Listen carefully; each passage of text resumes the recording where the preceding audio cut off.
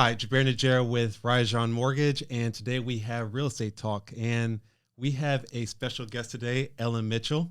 Is a very, I guess we call her the realtor extraordinaire here in South Florida.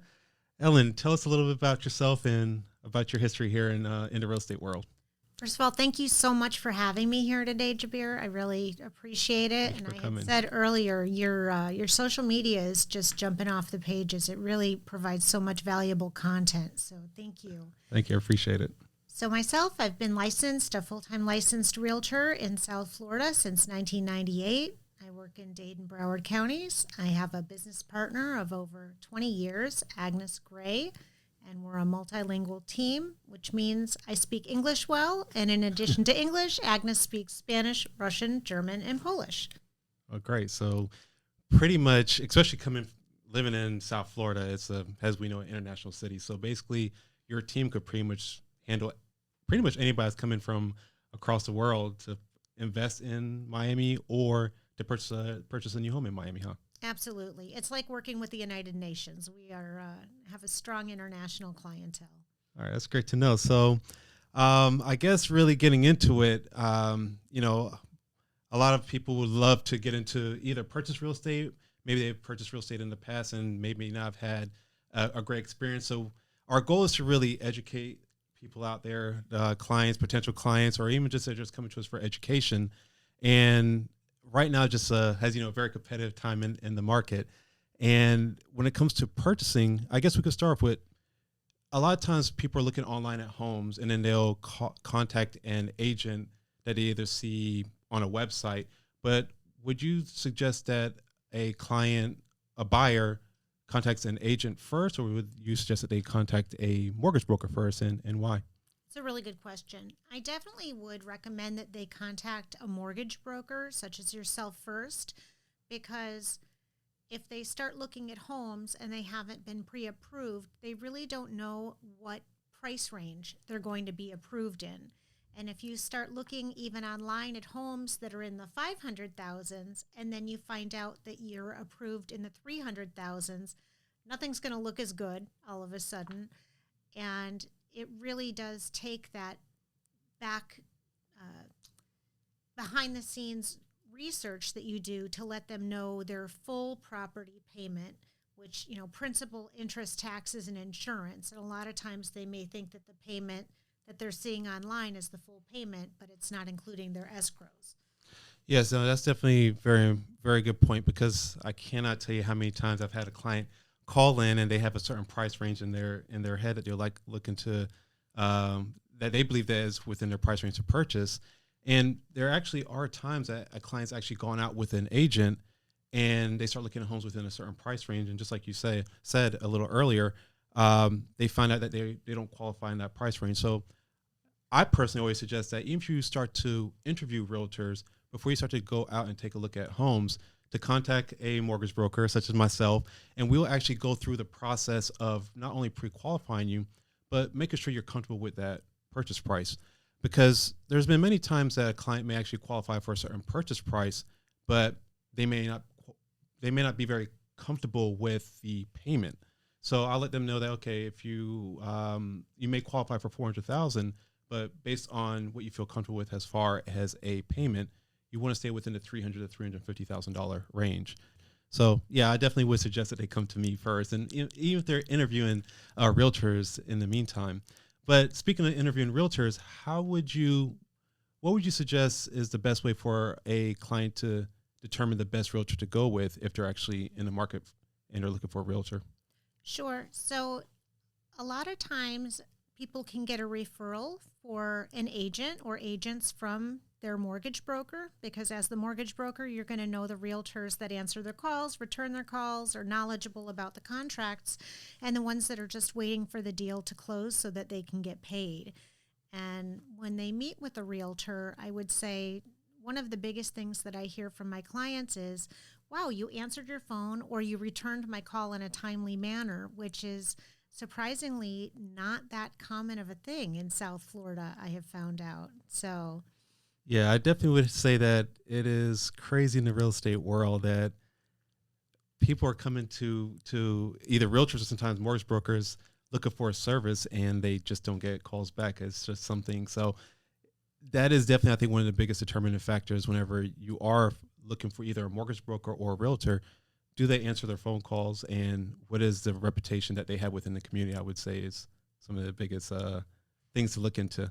But Absolutely. And like we had spoken about before this, is I think a full-time professional realtor. I think you said you were working on a transaction where the realtor had a 9 to 5 job. So they were only available to return calls on their lunch break or before work or after work.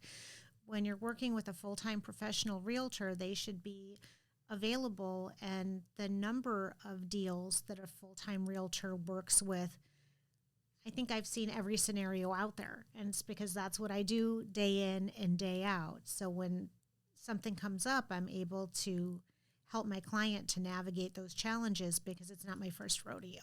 yes, no, I definitely agree. So I've definitely worked with quite a few realtors in the past, and don't get me wrong, these are great people, but they have 9 to 5. Sometimes they're transitioning out of that 9 to 5. But for a buyer that's in the market looking for a home, they may miss out on deals, or say that a deal has an issue that needs to be addressed by the agent. Maybe it's not necessarily with the financing. The agent may not be available until after hours. So I think it's definitely a big deal to either make sure that that realtor is a full-time agent, or that full-time 9 to 5 agent has a very strong back-end team that you can actually rely on. Speaking about working with agents, I know that I have a lot of clients that will reach out to me. They find homes on Zillow and they want to negotiate the whole deal on their own. And, now in the age that we're in now, we have YouTube. So people go to YouTube University to figure out how to negotiate their own deals. And there's a lot of people online, from your Grant Cardones and who turns people into real estate gurus overnight. And Grant's a great person. I follow him myself online. But what are some of the benefits of working with an agent as opposed to just finding a home on Zillow and negotiating the whole deal on your own? A lot of times people believe that they could actually save money, or even on the other side, a seller may decide to list their property for sale by owner instead of going through an agent to save money. Sure.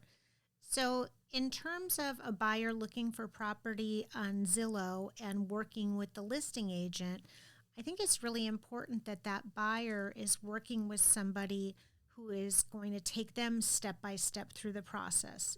Typically, the commission is paid for by the seller, so it's not that the buyer is going to be paying more or coming out of pocket to have a realtor advocating for them.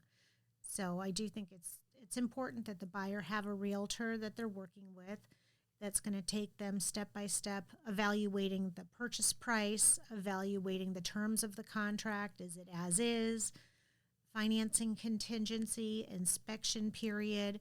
There are so many factors to consider, and I think it's important that realtor, that they have the relationship with the realtor who's going to be able to walk them through. And if something comes up during the process of the sale, that they're going to have a realtor there advocating for them. Right, to really look out for their side.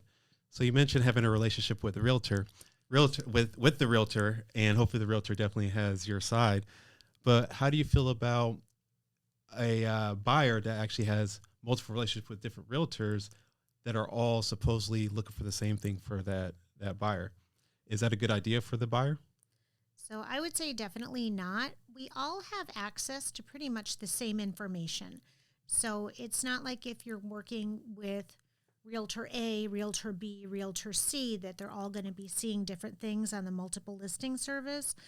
I would say it's best to create a relationship with one person, to work with them. And if you're dissatisfied with that person, then you can always have a conversation and change realtors. But in terms of working with multiple realtors, we're only paid for success upon closing.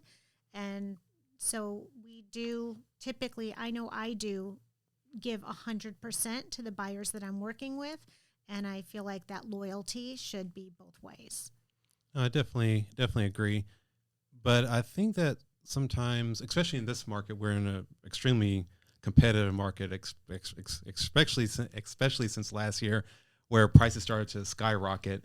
And I feel that a lot of times the buyer may feel as if they're in such a competitive market that it makes sense for them to work with multiple realtors to see who's able to get the best deal. But I know that you mentioned that having a relationship with that agent is the best route to take because that agent is really putting their all into making sure that the buyer is successful. So if I know one suggestion you have is to make sure that they're working with one agent, but what other suggestions do you have for a buyer in a competitive market? Definitely to get their financing in order ahead of time, to understand the sales contract, to write as simple and clean of an offer as possible.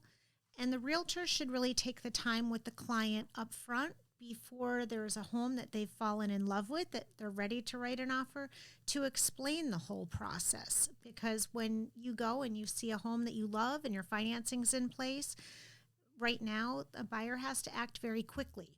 And so I think it's important to take the time to educate them first as to how the process works.